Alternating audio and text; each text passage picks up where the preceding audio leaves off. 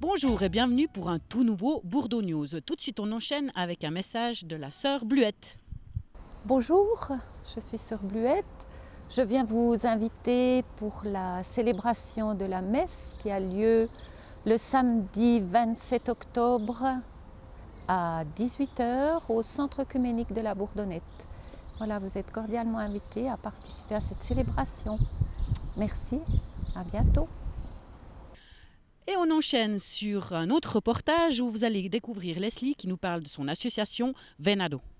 Entonces esta oportunidad de que ellos aprendieran a poder respirar antes de responder, de pensar antes de hacer las cosas, les ha cambiado la vida.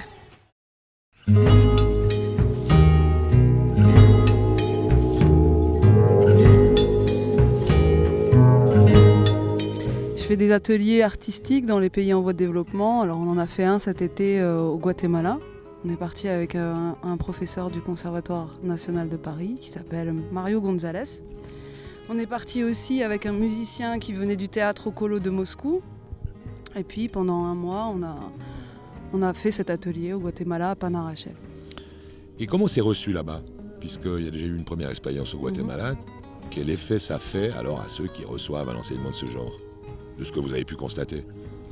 Eh ben, l'effet il est assez magique parce qu'entre les premiers jours de l'atelier et puis la fin, il y a vraiment eu des différences de posture, même vocale, la façon de regarder les autres. Donc l'effet il est très positif en fait. Mais consciemment, c'est vrai que c'était difficile d'amener ça dans le pays parce qu'on a fait des radios, on a fait des télévisions, mais les gens ils comprenaient pas forcément l'intérêt. Je pense pour plusieurs raisons. La première, c'est quand on est dans des luttes du quotidien pour la survie, on ne pense pas forcément à soi, son intériorité. Creo que históricamente, culturalmente, los pueblos centroamericanos somos muy amables, somos muy joviales, pero nos cuesta expresarnos, nos cuesta, demostrar lo que sentimos, lo que nos duele, lo que nos alegra. Creo que el teatro, pues, este curso ha ayudado, pues, a nuestros jóvenes a poder sacar y expresarse. Et en quoi pratiquer des disciplines artistiques, en quoi ça aide? C'est le rapport à la scène et au public qui fait qu'on est obligé de se surpasser, de vraiment avoir une confiance absolue en soi et aux autres avec qui on partage la scène. Relajarme en público, mucho, me relajó. Entonces he aprendido esas herramientas para estar más relajado en público, porque no me gusta mucho estar en mucha gente, con mucha gente. Sí. Essayez de décrire en quoi consiste ce changement dans le comportement de ce C'est au niveau de la concentration, au niveau de arriver à exprimer ce qu'on pense réellement. Parce qu'il y avait aussi tout un travail autour de ça, c'est de ne pas répondre immédiatement, mais de respirer avant, d'avoir un processus de respiration, de réflexion, qui fait que quand on dit une chose, on la pense réellement. Et rien que ça, c'est un travail qu'ils n'avaient pas l'occasion de le faire.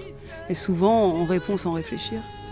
Franchement, vous êtes sûr que c'est de ça dont ils ont besoin? Par exemple, un métier, ça serait peut-être pas mal de leur apprendre un métier. C'est pas vraiment un métier, ça. C'est bien quand même de regarder un peu à l'intérieur de soi pour savoir qu'est-ce qu'on a envie de devenir et quelle personne on veut devenir. He aprendido ciertas cosas y lo que sí estoy seguro es que voy a estar trabajando y haciendo cosas con personas. Eso estoy seguro, que es aportar, enseñar, transformar. Creo en la transformación de las personas, en especial de los jóvenes. Vous avez déjà parlé un peu de la méthode que vous leur apprenez, mais dites-nous quelques détails sur cette méthode. Ça consiste en quoi alors? Un travail la voix, un travail la respiration, mais quoi encore? Bah ça, il y avait surtout le travail de Mario qui a 30 ans de méthodologie déjà au sein du conservatoire, donc lui il a une pédagogie bien éprouvée.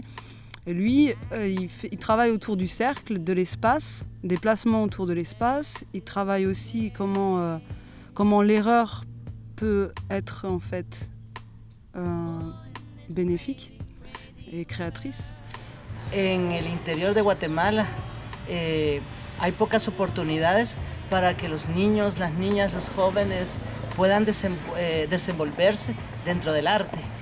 Y creemos de que ustedes vinieron con pasión a dar este curso y nuestros jóvenes lo sintieron, recibieron eso y como dijo Ingrid, pues ahora son diferentes. Estoy seguro de que ven el mundo y actuarán en el mundo de una manera diferente. Et puis alors, votre idée, c'est maintenant d'exporter cette méthode ou ce genre d'atelier ailleurs encore. Là, on part en Inde, à Pondichéry. Puis là, ça ne sera pas du théâtre, ça sera musique et danse. Et là, dans une école qui accueille des intouchables.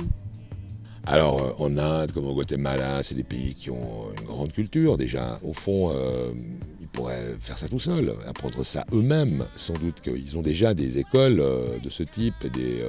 non ? En tout cas, moi, je suis la seule qui ait visité cette école pour faire un atelier artistique. Donc, si je le fais pas, ça se fera pas. Ils ont une grande culture, ils ont un pays magnifique, splendide, au Guatemala aussi, mais ça n'empêche qu'il y a une misère incroyable. Et vous, ce qui vous a le plus frappé, c'est pas la misère au fond physique, la misère quotidienne, mais c'est la misère mentale. C'est-à-dire que quand on voit la misère, on se dit qu'est-ce qu'on peut faire ? Et c'est tellement énorme qu'on se sent tout de suite abattu en fait. Parce que alors il y a tellement d'injustices partout, pourquoi il y en a qui ont à manger, d'autres pas. Déjà répondre à cette question, c'est très difficile. Donc moi j'ai essayé de répondre avec qu'est-ce que j'avais à donner. Pourquoi vous leur apprenez pas ou vous montez pas avec eux des spectacles de culture occidentale ? Vous leur apprenez pas qui est Shakespeare, qui est Molière, de la même manière qu'eux vont vous apprendre qui sont leurs grands auteurs ? On fait un peu de l'échange, c'est-à-dire qu'on leur montre des vidéos, on leur parle des auteurs qui ont marqué notre civilisation, mais dans un bon sens, qui ont fait évoluer les mentalités, qui ont ouvert les esprits. On leur parle de ça. Après, on n'essaye pas de les éduquer à une culture. On essaye de leur donner la capacité de réfléchir par eux-mêmes, de découvrir qui ils sont, qu'est-ce qui les fait vibrer, qu'est-ce qui les révolte, qu'est-ce qui les rend tristes et qu'est-ce qu'on fait de toutes ces émotions, comment on arrive à s'inscrire dans la vie avec ce qu'on est. C'est ça qui est important. Et l'idée, c'est de continuer combien de temps ? Longtemps ? Eh ben, l'idée, c'est après de faire ça ici en Europe, en Suisse, travailler avec les femmes battues, travailler avec tous les gens qui ont été détruits et les aider à les reconstruire. J'y vais parce que c'est un besoin viscéral, c'est un besoin physique et que j'ai l'énergie pour faire ça. C'est tout, je le fais parce que ça m'appelle.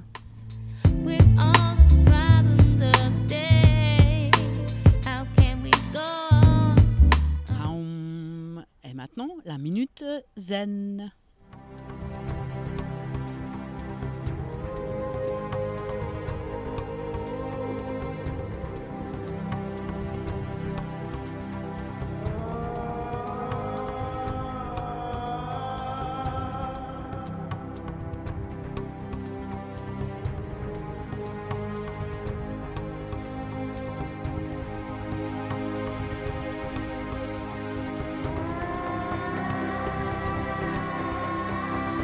Tout de suite, on retrouve dans les sorties un clip, le tout dernier, le tout nouveau de Chacal, Ho Ho. Ensuite, on enchaînera avec du flamenco à la Caravane des quartiers de Bovresse. Et pour finir, on retrouve le magazine Carrefour, point de départ, retour au travail. Et c'est ainsi que s'achève pour cette semaine en beauté votre Bordeaux News. À la semaine prochaine. Bye.